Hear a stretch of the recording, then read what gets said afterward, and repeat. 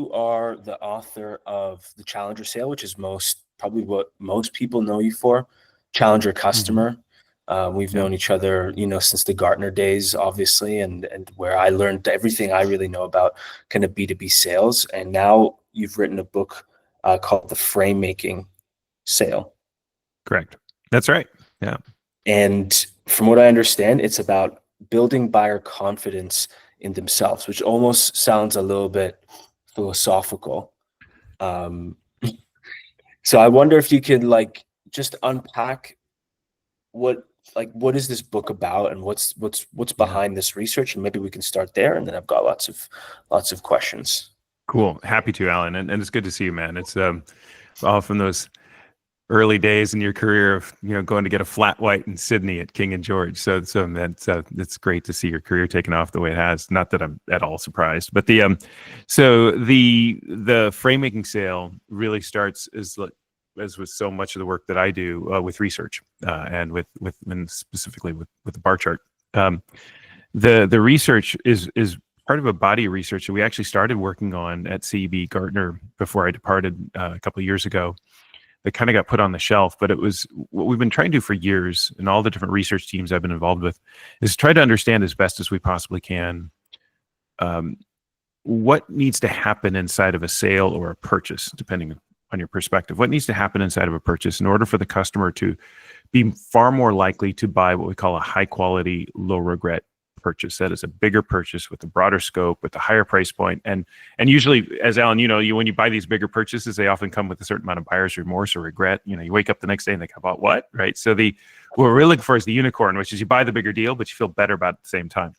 All right. So in studying that question, what are the things that need to happen in order to decrease the likelihood of that high quality, low regret deal? We have studied just about everything you could possibly imagine. Any sort of attribute, whether it's a sales or a selling technique, whether it's a supplier attribute, a product feature, maybe it's a marketing content on the marketing side, or some sort of campaign elements. And on the buying side, different, like how big's the buying group, who's involved, all you name it. We've essentially tried to cast a very wide net and trying to understand what are the different factors that really matter for driving up the high quality, low regret deal. The thing that turns out to matter more than anything else by far, and by far isn't like a couple percentage points higher, it's an order of magnitude higher, is the degree to which customers report a high level of confidence in the decision that they're making. So we call this decision confidence. And so if customers aren't confident in the decision that they're making on behalf of their company, they're going to choose not to choose, right? It's just easier to make no decision than a decision that you just don't feel good about. And so one of the things from that, Alan, that we kind of took away from that, and this is, again, you've probably heard me say this before in the past, but what that really indicates to me is that what we need to do is run everything through the lens of customer confidence, whether it's marketing content, whether it's a sales approach, whether it's, supplier engagement in any kind, even customer success. We have to think about how are we engaging customers specifically in such a way to help them feel more confident in that decision they're making. Now, here's where the story takes this weird left turn for a lot of people, and this is why I decided to kind of essentially drop everything, quit my job, and write a book, because I think this is so interesting and so important. Is that when here's what happened. When I say what I just said to you, to say heads of sales, particularly to CEOs, MDs, leaders of companies, the first thing I usually hear is, I totally agree. Which always is a red flag for me. But I totally agree, absolutely right. The customers have to be confident. If they're not confident, they're not going to choose. I get it. That's why, Brent. And here's what will happen next. I'll say something like, that's why, Brent, we have to be the source of confidence for our customers. That's why we have to make sure that they're confident in our company, confident in our people, confident in our brand, confident in our product. That's why we have to be a thought leader. That's why we need to be a trusted advisor. This is why such that customers are so confident in everything that we can do to help them that they're more likely to buy. And the reason why that's interesting is because that's not what this bar chart is all about at all. It's not really what decision confidence is about. Because when you unpack these dimensions of decision confidence that so dramatically drive up the likelihood of a high quality, low regret deal, it turns out it's from the customer's perspective, Alan, it's things like, how confident are we that we even asked the right questions in the first place? How confident are we that we've thoroughly examined all the different alternatives, not just alternative suppliers, but alternative projects that we need to do and alternative solutions to address those projects? How confident are we that we have done sufficient amount of research? And the bottom line to all this, that's sort of the kicker, is that when you dig into these dimensions of confidence, what you find is that where customers are really struggling isn't with their confidence in the supplier, it's their confidence in themselves. and just whether or not we're even doing the right thing in the first place, whether we've asked the right questions, looked the right information, done enough research. And so that to me is the single biggest opportunity that we are walking right past in sales and marketing. We, even with this sort of thin veneer of customer centricity that we put on everything, largely what we're trying to do is change customers' perceptions of us such that they're more likely to buy from us. But what we're finding is that the single biggest opportunity to drive commercial value and drive growth for your company is to actually focus not so much on customers' perception of us, the supplier, but customers' perceptions of themselves as a buyer. And that has led to this question in the book, which is, what would that even look like? What does a marketing strategy, what does a sales strategy look like that is specifically designed to change customers' self-perception rather than their supplier perception? So that's the premise of the book. And so the frame-making idea in the title is essentially our sort of take on how you might do that. Yeah, and so from what I understand, you're sort of proposing a way to frame the problem that they're evaluating and the decision-making framework that they're evaluating how to approach that problem. Yeah. Yes. And so the next step is to understand, well, okay, if customer confidence matters so much, and it's not customers' confidence in the supplier, but themselves, the customer. The reason why that especially matters now, sort of what we used to call it CB, the why now of our research. Why does this matter right now? Is because what we're finding, and I think what we'd all agree, just given our sort of lived experience, is that customer confidence, self-confidence, is under massive pressure today, right? So there's at least 4 different challenges that customers face in feeling confident about their decisions. We unpack all this in the book chapter by chapter, but it's essentially the first one is, and you'll really, having you and I having sold together, you and I have literally dealt with all 4 of these in some way or another as we've gone out to try and sell down in Sydney, right? So number one is decision complexity. So it's like all the different stakeholders, all the different people, all the different steps, all the process steps. We say all the time we should map the customer's buying journey. It's like, what if the customer doesn't understand their buying journey? What if they don't know how to drive a decision through their own organization? So that's decision complexity. The second one is information overload. The fact that customers are just overwhelmed with massively high quantities of high quality information. AI doesn't actually make this better. It makes it in many ways worse. And interestingly enough, in a world where customers are overwhelmed with information, if you adopt the challenger approach, which I'm still a huge fan of and massively support, even though I'm not associated with it anymore, but at least officially. But in this world where I show up with a commercial insight that's designed to lead to, not lead with, and does all the things we talk about in Challenger, if customers are already overwhelmed with information, it's like, oh God, there's one more thing I got to worry about. I love it. It's right. It's crazy. I mean, it's crazy good, but it's like, oh God, now I got to worry about that too. And so customers feel overwhelmed there. The third of the 4 is objective misalignment. Like, I love you, Alan. I love your solution, but my colleague that I've got to get on board is worried about a completely different problem altogether. So it's not whether or not I love your solutions, whether or not I feel confident we can get aligned with the problem we're even trying to solve. And then the fourth one is outcome uncertainty, which is, no, you've just given me all the data, all the reports, all the customer testimonials, all the raving fans to show all the amazing results you've had for other companies. But, and I believe you. I totally believe you. I think, in fact, congratulations on having such a great impact, but, it won't work at our company, not because of you, because of us, because we'll find some way to screw it up. Because we're just dysfunctional. If any of those sound familiar, it's because that's kind of where customers' heads are right now. It's not just they're scared. They're just more like just overwhelmed. They're just resigned. They're exhausted, and they've got to figure out all this stuff. And so that's where frame making comes in, is what if I were the one seller that showed up and said, let me see if I can just help you out. Let me just take all this stuff that's big and hard and overwhelming and boil it down to the 2 or 3 questions that seem to matter most, not based on my personal expertise, but based on other customers like you who've gone down this road already. Yeah.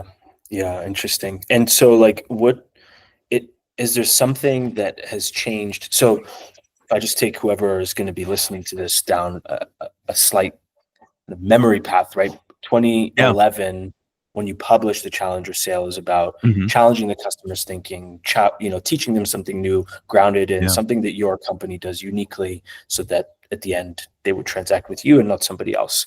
And then there was the Challenger Customer, which you had this like 5.4 number, which is then ballooned to, I'm not sure, a lot. 10, 15, 13, 100.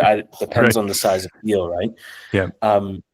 I'm actually interested, like, what you think has changed on the field for customers since not so much the Challenger Sale, but that next book where companies started to realize consensus was was the challenge? Because it seems like there's a bit of a crossover. I'm just trying to really see what's the light bulb difference here between those Yeah. those two fields. To kind of put a little space between the two, and again, I think in many ways, Challenger Customers, the better of the two Challenger books. I think it's just what we got into there, because that's where we really started getting into not so much the selling side, but the buying side.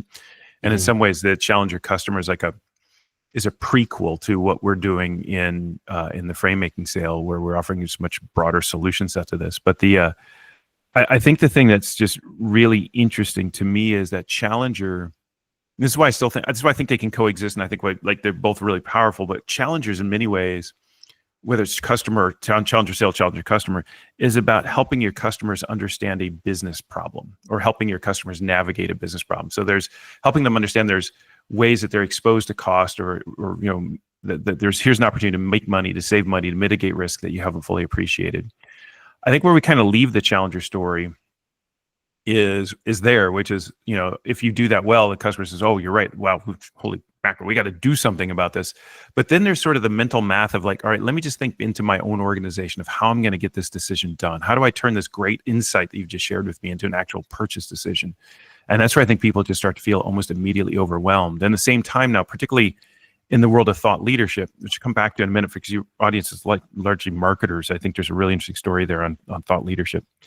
But now I've got, so you're telling me this, and it's really compelling, but you're telling me to zig, but someone else is telling me to zag, and they've got data. And now I better look, before I even try to figure out how to get my colleagues on board, I better look at this more. I better do some more research. And so what you find is it's a little bit of difference in degree. It's like everything's just become more complicated, but it's also a difference in kind from then, which is the world we live in today is just manifestly and just materially different in terms of availability of information, the complexity of these decisions, who's involved.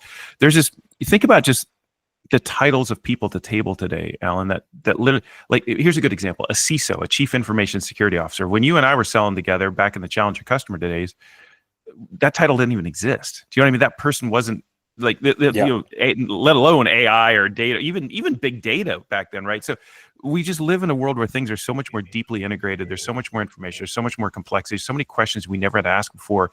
And then you fast forward to today and just the world we live in today, of tariffs and political polarization and wars and environmental degradation. So there's massive amounts of uncertainty, which makes it in the business world very, very hard to predict what's happening next. And customers are, I think, just, it's not just like I'm scared of messing this up. I think it's like I don't know. It's like we're all just kind of like it's like the hedgehog. It's like you roll up in a little ball and just kind of rock back and forth in the fetal position in the corner. It's just so hard. I mean, it's got some paradox of choice. It does, 100%. Kind of psychological ailments from that. I think I started to grasp this a little bit more because after Gartner, I went over to Salesforce, and I'm starting to sell larger deals, much more complex projects. You promise it's going to take 6 months or a year, ended up taking usually twice as long, ended up costing a lot more. And I look now, I'm no longer there, right, for the last 3 years building startups, but I look back and disappointed in many ways, being like, I don't think customers got the value we promised, even in good faith, right? And not because their software isn't capable, but because of just all the people element around it. And so I think I hear like this part of your story, and I'm thinking there's also this these battle scars from the digital transformation era that's happened in the last 10 years that people are now looking at new technologies and are remembering. They have the memory of these things that didn't go as promised, as perhaps they were promised in 2008 or 2010. I think it's interesting you say, because I think you nailed it. I think that's exactly right, and I find this super interesting because again, when we go back to that CEO at the very beginning, is that's why we need to help customers feel more confident in us and who we are. The other thing they'll say is that's why we need to be easier to buy from, right? That's why customers are struggling. Therefore, we need to make it as easy as possible to buy our solution. But I think that perspective, as well intentioned and even as correct as it is, it doesn't factor in exactly what you're talking about, which is customers aren't just exhausted about buying from you; they're exhausted buying irrespective of you, right? It's like it's the battle scar point. It's like, and I think CRM is the perfect example. I actually shared a version of this with a division or part of the Australian Salesforce team just the other day, and it completely resonated with them, which is, I mean, let's face it, and this is no knock on any, CRM provider, But buying a CRM system, you're agnostic of supplier, is really hard, right? It's really complicated, and it rarely seems to go the way you expect. And to your point, even if you in good faith believe all the great customer testimonials that provider's had at other companies and can confirm that they're correct, your inclination is still believe, yeah, but we'll screw this one up, right? It's not that they'll screw this up, we'll screw this up. Notice the pronouns change, and that shift in pronouns is critical, right? Because it's really their agency, their belief, their sense of control that is really weakened here. That's under threat. And so it's not that we need to help them feel better about us. We need to help them feel better about themselves. I think you've actually seen me do this on stage. I've gone all over the world now, asking customers. At our time, we were talking to heads of sales and heads of marketing at the time, and I would ask them simply to take their sales and marketing hat off, put their buying hat on, and think about a purchase process that happened in their own company that they were part of in the last 18 months. And I'd ask them to give me just think about the people involved, the steps it took. Now, if I were to ask you for one word that would describe that experience, what would that word be? And as you know, it's always like long, hard, awful. I've asked tens of thousands of people this question on big stages. I've yet to hear a positive word. And what's interesting is, long, hard, awful. There's one person actually was a CRM system. It's a chief marketing officer in Chicago. Her word was, I never want to do that again. All one word, all jammed together. And you could see in her eyes, she literally never want to do that again. But then it was always, to me, Alan, it's kind of to your point, to bring it home, it was always the second question I'd ask, the follow-on question to that exercise, which is not, what's your one word that describes the experience, but all right, how much of that pain, how much of that frustration, how much of that awfulness was a result of the supplier selling to you, and how much of it was just your own company getting in its own way? And I have yet to hear anyone say anything other than, it's just our own company. Because we're all convinced, this is why you and I are now independent entrepreneurs. It turns out it doesn't help, because we're all convinced we work at the world's most dysfunctional company, no matter what company we work at. Have you ever noticed that? And now that I'm on my own, turns out I'm dysfunctional. So who knew? But because I'm convinced we all are dysfunctional because we're all human beings, right? And so I think we're just so frustrated, exhausted, overwhelmed, confused, maybe a little scared that I just wish someone, and imagine if in that state of mind, a seller shows up and says, here's my insight, and let me tell you about my products and features. It's like, that is no, do you know what I mean? It's like, that is such or for that matter, to your point with your audience, imagine you start doing that through content. That's so not helpful to me right now. It's like, I kind of know what you do. I can read on your freaking website, but right now I can read everyone else's website. And by the way, I've got these 5 people I got to get on board, and I don't even know who I'm not even thinking about. And it's someplace if someone in that world, whether it's through content or whether it's a salesperson themselves, can show up and just say, it's really hard, isn't it? With a little bit of empathy, let me see if I can help you out. Because here's a way to think about not my business, but here's a way to think about about your decision. And that is right now at least, a highly differentiated way to engage your customers. And that's what Framemaking, what would that look like, sound like? We lay that out step by step in the book. But to me, that's super, super exciting, because this is the white space of sales today and of marketing, which is, how do we engage customers in a way that's specifically designed to change their self-perception? Yeah. And so one of the things I was thinking about before this was, who are you framing, Mm-hmm. right? Classically, when I lived in the world of Salesforce, we used the word champion. You use the word in your books, mobilizer. Same thing, right? Yeah. Is it that person? If I'm in sales, am I looking for the mobilizer, the champion, and that's where I'm focusing on this framing process? Or am I trying to do this to every new stakeholder that's introduced into a deal? What's the thinking there? It's a great question. I haven't fully, so let's hash this out together, because I think it's a super interesting question. This is where the challenger work and the Framemaking work both connect and also are a little bit different, right? So we don't actually address that specific question in the Framemaking Sale book.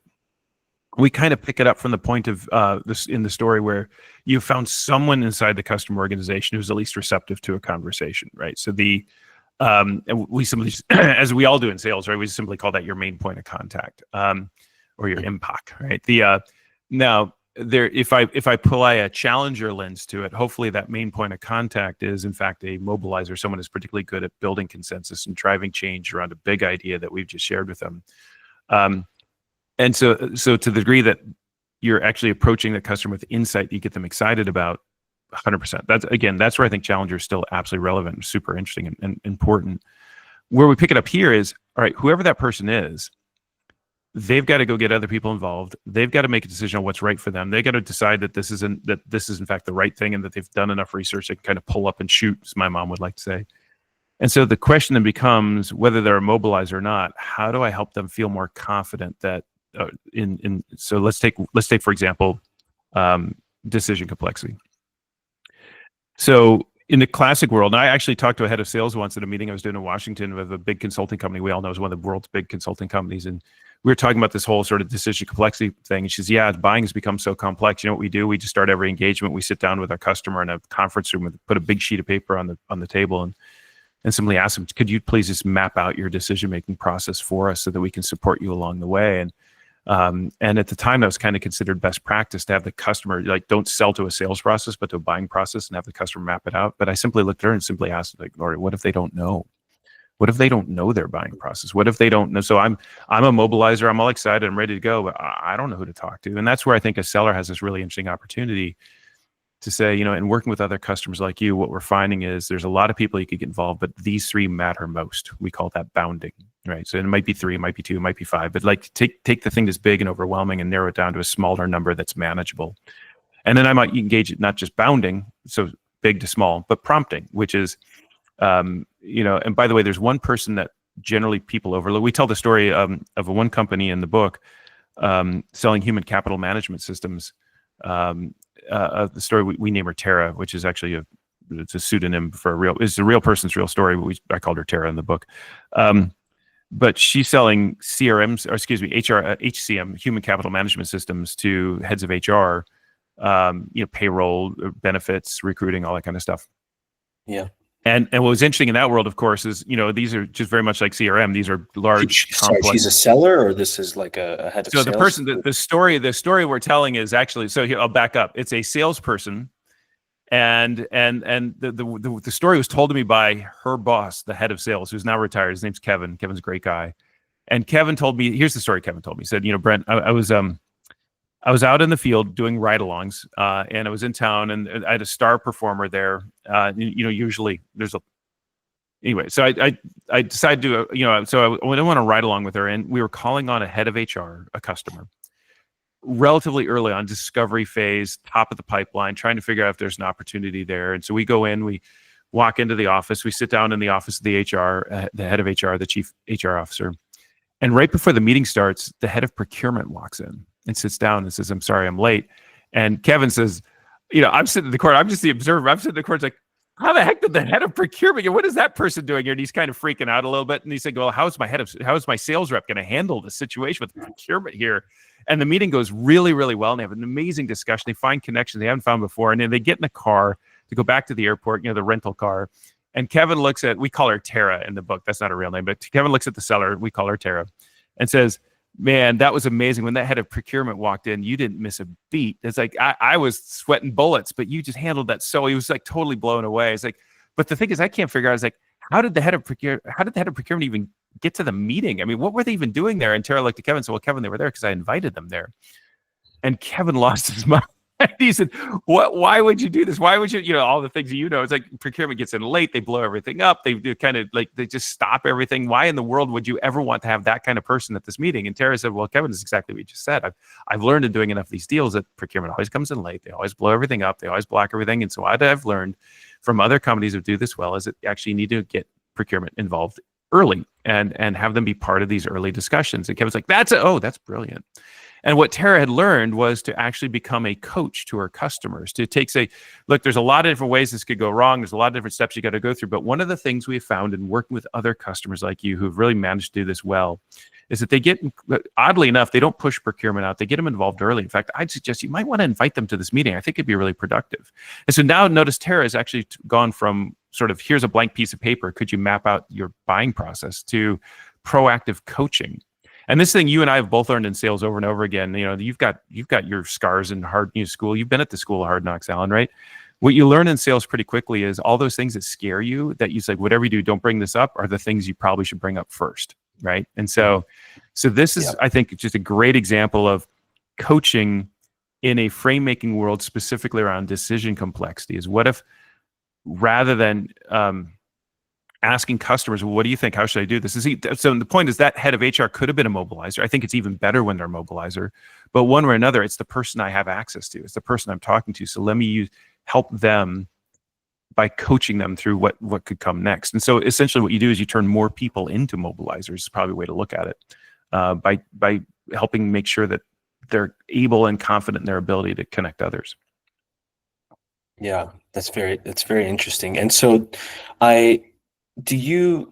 well, maybe we can bring this a little bit into the world of marketing, because Yeah, I wonder what you see as the role here.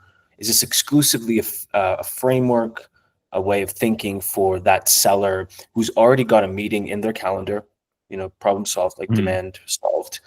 Or yeah, is it a framework that marketing can apply?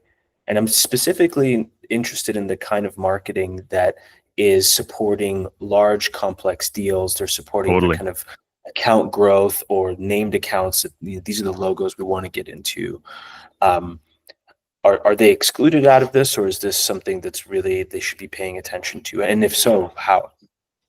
So we think there's a huge marketing angle on this. I think in many ways it probably, I don't know if it rewrites marketing, because I think there's marketers out there doing some of this stuff already, but it gives them a new sense of purpose for why they're doing what they're doing and what works best. For marketing, it seems like, I've been engaging with marketers for 20 years. Man, I'm old. And it seems like it always kind of boils down to the marketing side, like what is the content of your content, right? And so much of our content, again, is specifically designed to solve for helping customers prefer us over the competition. It's still, as much as we beat up sales for it, it's still products, features, benefits, speeds, feeds, brand, right? It's very supplier centric, as much as we'd like to say we're a customer centric organization. The thing that becomes interesting is, just this example I just shared with Tara, of coaching customers to think about a step in their buying process that maybe they haven't thought of before. That kind of advice can be delivered just as well through a content and a digital experience as it can through a human-led experience, right? So imagine if you had buying guides. So we have, so the example I gave you from Tara was what we call a nudge, or just a piece of advice. It's frame making, but it's very light framing, right? It's not a framework. But I think when you get into frameworks, you get into some really powerful tools, things like checklists, diagnostics. The one we used to use at CB, a little bit before you got there, but there was a version that's still around at Gartner when you were there, which is what we used to call the anatomy of a world-class sales organization, which became, I think we called it the Pulse Diagnostic. We rebranded like 5 times. Diagnostic, yeah. Yeah, exactly. But what's interesting in the original version of that, I was talking to a head of sales a couple of years ago named Mike, who's a great guy, and he just retired. And he said, Brent, I just want to tell you something. We were on a Zoom call like this, or a Google Meet. And he said, let me show you something. And he pulled out his briefcase that he'd been carrying with him for the last 20 years. And he pulled out a laminated version, I bleep you not, of the anatomy of world-class sales organizations. I've carried this with me for 20 years, and it has been my North Star and guide for everything that I've done in sales. And that's and he was one of the best sales leaders I've ever met. And not so much, the story is about patting us as a team on the back. It's to say, this is the power of a framework. When you get a framework right, whether it's, again, a maturity model, a diagnostic, some sort of framework, it takes something big and hard and complex, says it's these 5 steps, or it's these 3 levels, or here's the next thing to do. Here's the things you focus on first. And I think to ask, so these are much more formal versions of framing or frame making. And to ask individual sellers to make those, probably, first of all, frankly, too hard. Nothing against sellers. These things take time. I built a maturity model for my last employer. It took me about 4 months.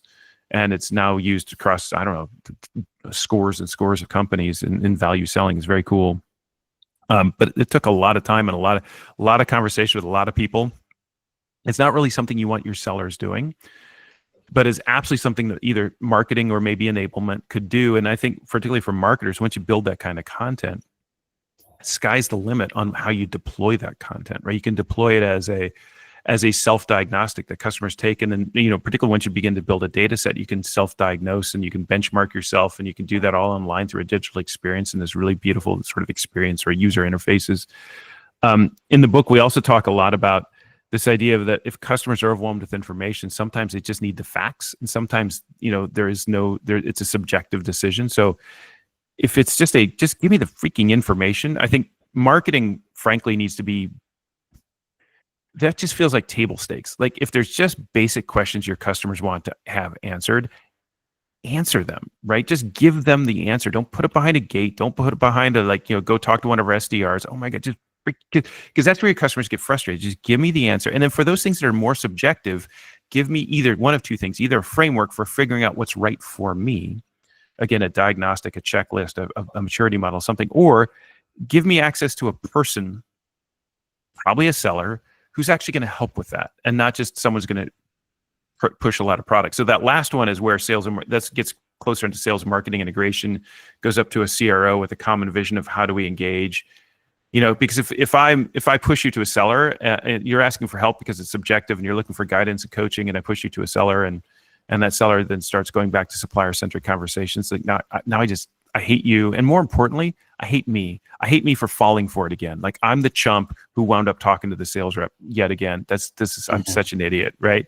So you have to make sure that when you create these connections through your marketing content to a human-led conversation, that human-led conversation is specifically designed to deliver the kind of confidence creation experience that you are hoping to in your marketing. So there's a lot to unpack in that, but it comes back to the same sort of thing. Like, do we ladder all the way up to the top of the house, all the way up to the CEO around what are we even trying to do with our customers? What does it look like to build an entire go-to-market model around building customer self-confidence?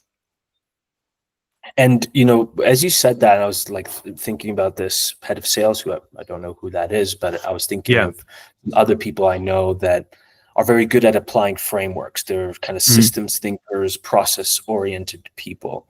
Yeah. And that's not everybody. I think it's actually a small portion of people. Lucky them for, being able to kind of take something on a piece of paper and like make it into a career accelerant. I remember looking for those executives when we were working together in Sydney, and it was like you'd have to find the diamonds in the rough that could really wrap their heads around it, apply it actually in reality, or find the right person on their team to apply it. So like if I'm a VP of marketing, I'm like, okay, we should create some frameworks that help our customers to build confidence in themselves. How do you make like a democratized framework that's not exclusive to those kinds of thinkers who are really good at applying frameworks, but your average stakeholder and buyer can pick it up and actually leverage it? I think it's to go back to a very human aspect of this, which is it isn't about formalized frameworks. I think those can be very powerful, to your point. I mean, the entire consulting industry is built off of that concept, right? The BCG Foursquare, right? With the cash cow versus the right, all that kind of stuff. And McKinsey, it's like the Porter's 5 Forces, all that stuff we learn in business school. Those are all frameworks, right? So there's, and the fact that the consulting industry essentially monetized that into a multi-bazillion-dollar industry tells you there's massive value in doing that. However, even more important than the sort of organized systems thinking that you mentioned is just human connection. And at the heart of all this is storytelling, which I hope, fingers crossed, most of the marketers you're working with are, if not great at least good at, and aspire to be great at. Because what the story, the story I told you about Tara, right? And working with other companies like you, what we found is she's storytelling. She's not building a massive framework. She's not finding someone who's got a systems mentality. She's just making a human connection around, and based on something that I think is at the center of all this, which is this idea of social proof. Right. So if you go back and read, or for the first time, maybe in your case, I'm guessing you've read it before, but at least skimmed it, Robert Cialdini's book, Influence. And Robert Cialdini is, first of all, is brilliant. And it's one of the most important books anyone can read, and not just sort of sales interactions or marketing interactions, but human interactions. And one of the things he talks about in Influence is this idea of social proof, that for me to feel more confident in the decision that I'm making, I want to know that other people like me have made similar decisions, or I want to know what would they do differently, or what path they've gone down. And that doesn't have to be a 5-stage maturity model with 15 dimensions. That could be just a story, right? And so one of the things that I think marketers could do a better job of is, let me make this super concrete, right? So marketing, one of the tasks of marketing, often, not always, in B2B is to collect customer testimonials and raving fans and find all these people that love our stuff and have had amazing success with our stuff and have realized incredible value. What if so much of the work we talk about Framemaking is, what if you were to take that idea and turn it from supplier centric, which is that, into supplier agnostic, which is, what if we were to go out and ask customers? We've actually seen companies do this. We profiled this as a best practice, CB, many years ago. What if I went out and found a company that has successfully navigated the difficult decision to buy not our solution, but a solution like ours? And we simply asked them, hey, if you were to do it all over again, what would you do differently just to make your life easier, to make this decision quicker? Or differently, if you were to go, if you were talking to someone, a direct peer who's about to go on the same buying journey that you just went on for the last 18 months, what advice would you give them to make their life easier, to make this a little bit more manageable? And just document those kinds of ideas and then turn that into, yes, you can turn that into formalized content like checklists, but you could also just turn that into the same kind of package that you put, that you wrap around a customer testimonial. You could wrap around that, right? It's like, and work with other, and I like this, I call this the phrase that frames. And if you've got an early version of the book, if you buy now, you'll get the first version of the book, the first printing. We call this the phrase that pays. And I decided that's too crass and gross. So now we call it the phrase that frames, which I think is better. But you've heard me say this. I know you have, because I used to do this all the time, and you see me do this on stage, which is in working with other customers like you. One of the things that we've been surprised to learn is, and the reason why I like that statement in content, in sales conversations, is because it's changing my role completely on the supplier side. So I'm no longer showing up as the expert. I've been doing this for 30 years, Alan. Here's what you need to do. One of the things we know from our research, and this is in that Sense Making for Sales article that's in HBR that it's the last thing I wrote for at Gartner, is that one of the things we know from our research is that when you show up with this expert posture, which we all aspire to, especially in marketing, we want to be the expert, we want to be the thought leader, we want to be the cutting edge thinker. But when you show up with this posture of, I know things that you don't know, let me tell you, you actually do damage. It's really interesting. It's specifically, you do damage to customers' confidence and therefore their likelihood to buy. Because what's happening when you show up and say, I've been doing this for 30 years, or we've been around for 150 years, and here's all the other companies that trust us, you should trust us too, is that you're solving for the wrong dimension of confidence. You're solving for customers' confidence in you rather than customers' confidence in themselves. So instead of saying, here's what I think, what if I show up and say, I've been talking, what's the one thing, and I know you've seen this, because it's like, again, so because we've both been down this road. What's the one thing every customer in the freaking world wants to know more than anything else? They want to know what other companies like them are thinking. Like, what other companies like us do? They'll ask you that right after telling you they're completely different, which is so maddening. But it's like, we're different, but I want to know what other companies like us are doing. So what if that's your value, right? That's your opportunity, is to share with them what you individually or you collectively as a team have learned from other companies like them about what they could be doing differently, what they could be doing better, what they should avoid or embrace, such that they make better decisions they feel better about. So this phrase, in working with other customers like you, one of the things we've been surprised to learn is it's marinated in social proof as opposed to personal expertise. It's helping, but it's also creating a framework around, here's 2 things to think about, here's 3 things to boil down to, prompting and bounding. But notice I'm still leaving degrees of freedom such that you can make your own decision for you within that smaller, more manageable framework, thus allowing you agency, because you're solving for your self-perception. And I think that becomes this really powerful idea of, and there's this is where I geek out, because my background's in linguistics, so I'll get into, like, I've done this with your teams and the teams in Sydney, right? It's like, let's is it we or they or I? Like, what happens when you change the pronouns? Or like, what happens to the flavor of the sentence? Or just this idea of using the word surprise is like, we didn't know this. We're kind of surprised to learn this too. So what I'm doing is I'm learning along with you. I'm putting myself on the side of the table with you to learn together, right? Yeah. As opposed to, I'm here to tell you what to do. So all of this kind of posture is all baked in this idea of essentially storytelling. And I think that's where I don't need you to be a systems thinker or be willing or able to engage in a 5-step model or 15 to the anatomy documents or 20 attributes. And you're absolutely right. Some people are just going to organ reject. It's like, I'm already overwhelmed. Now you want me to do that too? But what if I just tell you a story about what other people like you are doing, what they've learned and what we've learned as a result? That can be incredibly powerful. Yeah. So one piece of advice, one piece of advice I'm hearing for marketers here is like, and I'll try to be more specific, but go talk to your customers and ask them these very specific questions about what they would have done differently in purchasing a solution like this in the past, and they can create video content out of it that can become guides, that can become landing pages, that can become enabling content for sellers. And by the way, I just suggested this idea to a massive IT company that you and everyone on this call would know last week. And it was interesting. There's a couple of people on our team that kind of freaked out. And they said, and I mean that with deep respect, because I totally get where they were coming from, but there was like, we can't go ask customers where they struggled, because they're going to get a long list of how they struggled with us. And you want us to go tell like the world all the ways that we screwed up. It's like, that's not what this is about. again, it's this weird muscle memory that we all have, that everything we look at is through the supplier lens. What you're looking for is, where did customers struggle inside their own organization? Where did they wish they had had some help? Where did they, wish they had some advice?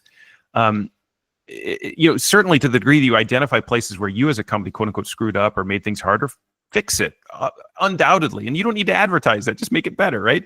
But what's interesting is the supplier agnostic side, because that's where customers ultimately struggle. Again, these tens of thousands of people said, it wasn't the supplier at all, it was our own company getting in its own way. It's like, what if we could help you make sure your own company doesn't get in your way?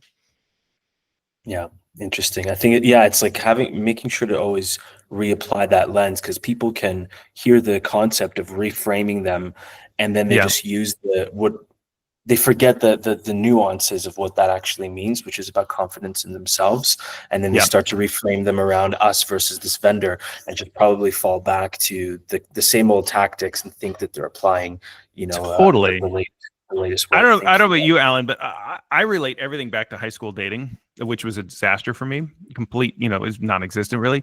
But there's this tendency in dating and personal relationships, when things start to go south, one of two things either happen. Either you blame the other person, but oftentimes you just blame yourself, right? It's like, how can, or somehow I can fix it by changing the way you think about me. It's like, I'm not like that, I'm like this. Or like, you're wrong about how you think about me, I'm actually a really friendly guy, or whatever. That sounded creepy as heck.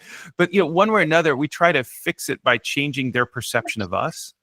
And I think the thing is, like, how can I help you feel more comfortable, not about me, but how can I help you feel more comfortable about yourself?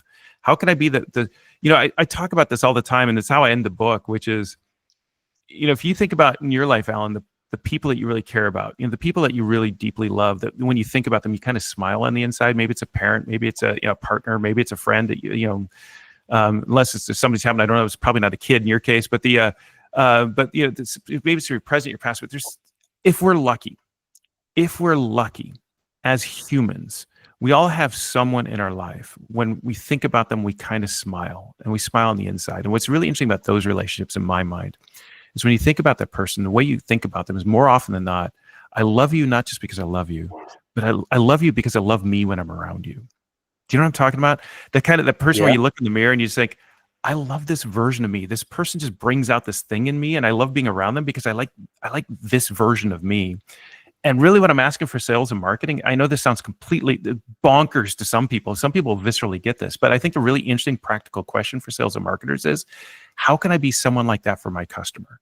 How can I be the person who shows up and engages my customer in such a way that as a result of that sales and marketing interaction, the customer feels just a little bit better about themselves? And that's powerful, because customers are willing to repay that with their attention, with their dollars, with their trust. That's the shortest path to becoming a trusted advisor, is not to get you to trust me, but be the agent that helps you trust yourself. And that is why I wrote the book, and that's why it's all out there in the world, because I think this is just it's such a different way to think about how we interact with our customers, that the data tells us is the single shortest path to high quality, low regret deals. And it's human. Right. It's simply human. It's human. It is human. One of the last things is, like, I think it's like the last paragraph in the book, but is I don't know that there's ever been a time when the world is so completely disrupted and we're all so overwhelmed, and we've got this data set that tells us sort of these are right answers. I don't know that there's ever been a time where doing what's right for sales and marketing and just doing what's right for human connection has been more aligned than it is today. And if that doesn't get you out of bed and excited to do your job in the morning, man, I don't know. That's like that to me gets my pulse racing. It's like I can go out and just do this, and particularly in sales, where it's like the boiler room and it's all about the Wolf on Wall Street and all that. But it's like it turns out the best way to be a great seller is just to be a great human being. That's cool. Yeah, for sure. I remember, and I have some more questions as we wrap for the marketers. But I remember being in Sydney when I was at Salesforce, probably, or Gartner. I can't quite remember, but I had a call with a friend who's the top performer at LinkedIn in Canada. And, I was like, yeah, I just know I'm better than what I'm doing. And he just kind of encouraged me to lean into the relationships where I had a genuine connection with that person, and really just focus on that. And I did that since. In any of the large, most significant, like multi-million-dollar deals, they were because, sure, timing, whatever, but like I just had a good connection with that person that lent into that, in a way that was natural, in a way that was like This is my Totally. role to help you, versus they're just some number in the CRM Yeah. that I'm trying to get through. And I look back now, I've not been in those roles for a while, and I still have those relationships. And the ones that was just about getting that deal done for the quarter, I mean, they might not pick up the call anymore, right? Yeah. Because Yeah. we remember And those what's things. crazy is, building those kinds of relationships, that's how you bought your first Ferrari, isn't it? Because it's, in other words, you like building better human relationships also builds your business and your ability to, I don't know if you bought a Ferrari, man. I just made that up, but I can totally see you. More I simple than totally that. see you in a Ferrari. I don't know, man. No way, man. No. No way. No, not for me. So do you have any other really interesting ideas for the VP of marketing, from what they could be doing to support? Because let me just frame this. We talk to a lot of VPs of marketing and directors of ABM and large mid-sized companies, and the key metric that I've learned that they're actually trying to move is sales velocity, right? So these, and it's exactly what your book is getting at. These deals are kind of stuck, That's right. and the organization is expecting some team to create and drum up demand, some BDRs to do that, AI agents to do that. That's probably not working, by the way. And then actually, like, how are you? We have stuff now in the pipeline. Can we close this faster because it's getting stuck? I mean, what can a VP of marketing do, like quite tactically, or within their strategy, actually apply this framework to increase sales velocity? So I'll give you one, and it would take a lot of time to unpack and ultimately undermine sales because you need to go buy the book. But it's September 9, pre-order now. But particularly, I think chapter 4, not that anyone's going to remember, is the chapter on this challenge of information overload and how customers are struggling with just too much content. And this is, I think, the story particularly important for marketers. Because what happened, I joke and I kind of don't joke, right? I think what happened sometime around 2014, Alan, is every CEO in the world woke up struggling to differentiate, and they looked in the mirror and said, "I've got it. I know how we're going to stand out in the marketplace. I know how we're going to help our customers see us differently than our competitors. We're going to become, wait for it, a thought leader." Right? Because if we can become a thought leader, our customers will put their trust in us. They'll come to us first with their toughest mission critical questions, right? And right about that time, marketers said, "Well, yeah, that sounds awesome, right? I've totally got a strategy for that. We're going to call that content marketing." And all of a sudden, here comes HubSpot and says, "I got technology for that. We'll call that marketing automation." And all of a sudden, we were able to just spam the world at scale with high quantities of high quality content. I call this the smartness arms race. And where it's left to your customers really is just completely overwhelmed. And so in this chapter, we unpack this whole sort of dynamic in detail. But for marketers, the advice would be two things. Number one, be very careful about just putting more content out in the marketplace where your customers are already overwhelmed, right? Even if it's challenger oriented, if you're telling everyone to zig and everyone else telling them to zag, but you all got evidence, I'm just more confused as a customer. So what happens is this frame making idea is, how can I be the one seller or marketing organization that shows up and helps customers make sense, not just of my content, but of all of the content? So here's the tactic that you're asking about. The very specific thing is, I think there's this massive opportunity. We actually train this in our workshops now. We did it for the first time last week for sellers, and they were blown away. They said, "I've never done anything like this before," which is actually do what we call a content audit or an information audit, which is simply to go out and put yourself in the shoes of your customer, particularly now with AI, and just essentially go on a buying journey and just try to understand, not just, it was funny when we did the sellers, all they cared about, Alan, was where do we come up with in the SEO? Are we the first link or the second link? And it's like, oh, that's so not the point, right? So you have to, again, we just, the gravitational pull back to supplier-centric considerations is so strong. But this is supplier agnostic, which is not where do you come up with, or what's, where are you on the list of things they encounter, but what's all the things they encounter? Is it a lot? I'm guessing the answer is absolutely yes, it is.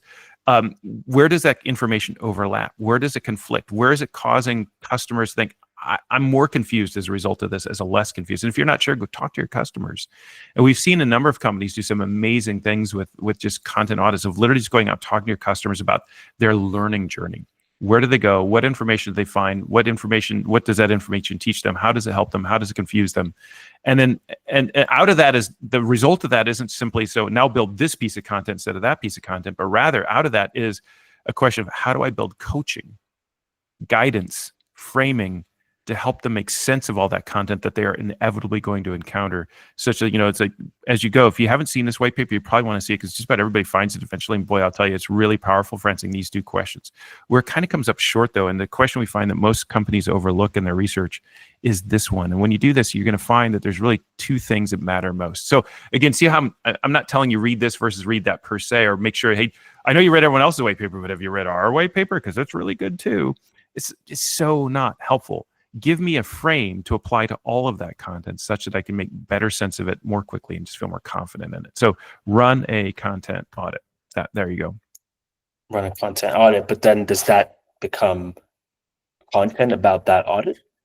Hopefully, yeah. Hopefully it becomes guidance. Hopefully it becomes coaching. Hopefully, so the best example we teach in the book is from a company called Expedient. They did this. It's a cloud computing company in the North America. And Brian Smith is the CEO there. And Brian he's brilliant. He's just flat out brilliant. He used to be the head of sales. He's now the CEO. And they did this, and they found a body of content from a direct competitor that was, and they freaked out about it. Their sales reps did. It's like, oh my God, everybody's watching this video series on YouTube from our direct competitor. This is no bueno, right? And so Brian's first reaction was, well, if they've got a video series, then we need a video series. Bring on the production team. The problem is that Expedient's not a huge brand, and they're competing against massive brands in cloud computing, as you can imagine. And Brian realized, one, it's going to take a lot of time. It's going to cost a lot of money. And by the way, it doesn't stop your customer from encountering that other set of content anyway. It's not like I say, don't look at that, look at this, because it's not going to happen, particularly because you're not even there. So rather than going through all the time, all the cost, all the effort to just kind of lose anyway, what Brian actually realized is I've got a bigger problem / bigger opportunity, which is what's the lesson? Remember, Alan, don't run away from it, run right at it, right? So what he's trained his sellers to do is simply acknowledge it. And they sit down with their customers now, quite frankly, and they say, have you seen this video series from competitor A? He's like, because if you haven't, you're going to want to take a look at it. It's actually really helpful, right? And so because they know it's going to happen anyway, right? And say, by the way, one of the things we found from customers like you that's been really helpful to kind of think about as you watch this video series, it's honestly, it's really fantastic for answering this question, this question, this question. If you haven't checked it out, you want to take a look at it. As you watch it, though, I think for a company like yours, what we've learned from others in your space is that because things are moving so fast, it doesn't really get after these 2 questions we think are really, really important for you to consider. So in other words, I'm giving you guidance not on what to consume, but how to consume anything you consume. And essentially that puts me in this role of I rise above it and I become the coach. So do the content audit and figure out what is your coaching for content consumption as opposed to which content to consume. Ooh, that sounded good. That's really... Somebody write that down. Ooh, I'll clip that for you. We're almost at time. Yeah. I had one more question. Okay. From the eye of the marketer. Yeah. Which is, they are responsible for contact expansion, especially, if you think about a large company like some of our customers, and they have, let's say, Coca-Cola as a customer, just as an example. Yeah. And they're doing business in one business unit, perhaps, I don't know, in Washington, and they want to expand in other states in the US, or they want to actually get into the European business unit or the APAC business unit, or into multiple product lines. And so they're actually measured on, can you help us engage with more contacts in these kind of target business units where we have an account plan for those things. And so is there any applicability to this framework for that use case, or is that kind of like, not as relevant? That's a good question. I'd have to give it some thought. I think in some ways this may be where Challenger can be still super relevant, which is, so one, in identifying those people, I think that can be, whether that's, I could certainly say that's kind of part of Framemaking. And I think it'd be right in terms of like, let me look at other multinational companies and the different people in different geographies. I think honestly, that's just really good use of LinkedIn Navigator, right? It is, and if your audience is not using, and I have no skin in that game, but something, if not LinkedIn Navigator, something like it, just to literally just find these people and figure out what they care about and begin to identify what's their social presence, what are the things they're talking about, so that you can begin to build that kind of profile. I think where Framemaking comes in is to look at other companies like them and figure out, all right, how have they bridged this gap across these geographies? And then Challenger comes in and says, like, all right, how do I capture those people's attention? What's the reframe I can put them in front of them to show them ways to make money, save money that they haven't fully appreciated? So this is, again, by the way, for what it's worth, the last thing I'll leave you with is This is why we don't think of frame making as a methodology. And I think this is actually really important. Right. So I'm not really interested. In fact, I'm adamantly opposed to trying to introduce yet another sales methodology to the marketplace. So, because one, that term always overpromises and underdelivers. And people have found that out with Challenger. They found it out with lots of other methodologies they've tried, because Challenger was never meant to be a methodology. It was meant to be research, right? And so that's how I think of frame making too. I think of it as not so much as a methodology, but as a mindset. And when you start applying this mindset across all the different activities you're engaged in, it becomes very powerful. And that mindset it's actually originally from Brian over at Expedient. It's simply this, which is, how can we help our customers make the best decision they can in as little time as possible? That's who I want to be, right? Now you might say, well, what happens if I help them make a great decision for someone else? Like, well, that's the second part, which is in a little time as possible. If I'm going to lose, I'm going to lose early. But if you are the one whose primary posture is perceived by your customers as being like, I like talking to Alan, because every time I talk to Alan, I just feel like a little bit more confident. I feel a little bit better. I feel like a little bit more in control of this thing. You're going to be the first person I call every time. You're going to be the first website I go to every time. And that I think becomes so critically important in this world where customers feel so overwhelmed, to be the one person that just helps them know things, helps them feel things, and specifically feels more confident what they're doing. Yeah. Really good advice, man. I want to probably wrap there. I've got lots more questions, but so you're releasing this book on the 9th of September. Correct. What is this just your business now? You're just selling the book, or do you have some kind of, are you doing something to help customers to implement it? Yeah. Like, so there's around that 100%. So right now we've got, the website will be up and running in just a couple days now, theframemakingsale.com. We have a company we built called A2B Insight. You'll appreciate the name. That's a Challenger reference to breaking down the A and building up the B. It's part of my co-author, Carl Schmidt, is a former CEB Gartner guy as well. And what Carl and I are really building is keynotes and workshops. The workshop, we just delivered 4 completely different but related workshops on frame making last week, and it just blew people away. So that's very exciting. The next after that is probably a partner network, and after that is an activation system and all that kind of stuff. So essentially, it'll be a very similar model to rolling out a methodology, except the question becomes, how do I roll out a mindset? How do I bend the entire go-to-market model towards this broader vision of how we can show up to our customers? And that's, companies are going to take they're going to need a lot of support to do that. So that's the journey we're going to be on for the next, hopefully, few years. Stay tuned. Awesome, man. Yeah. Well, I do think it's a really great framework, and the right people will, when they hear it, I think they'll hit you guys up, because fingers crossed. Fingers crossed, as usual. Yeah. Cool, man. But yeah, thanks so much for doing this. I really appreciate it. Absolutely, Alan. It's great to see you, man. It's been too long. Come back from Colombia and we'll get a flat white somewhere. Yeah, sounds good, man. I'll break it there. And then that'll be the